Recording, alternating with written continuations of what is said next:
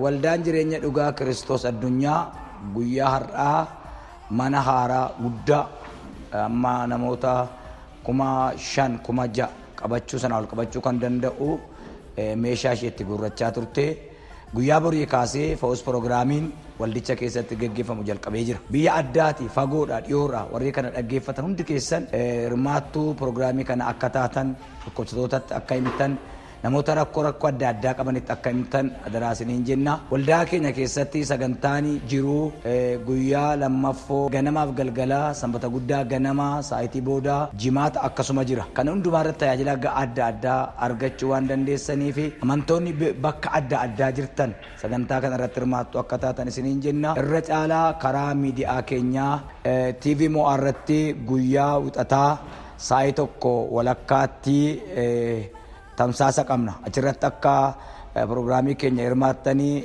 afeerraa kootiidha. Waamicha kana dhageessanii akka sagantaa kana dhuftanii hirmaattan qooddatan isiniin jenna. Bifa adda addaatiin bukkee akka dhaabattan isiniin jenna. Ani kan isitti dubbachaa jiru abbaa mul'ataa ergama Zawudee namarraa waldaa jireenya dhugaarraati. Adaamaarraa naannoo gadaa lakkoofsa 2 kiraa'oon utbiidhaa ol meetirii 10 ol galtanii argachuu dandeessu. Nagaan isiniif haa baay'atu. Ameen.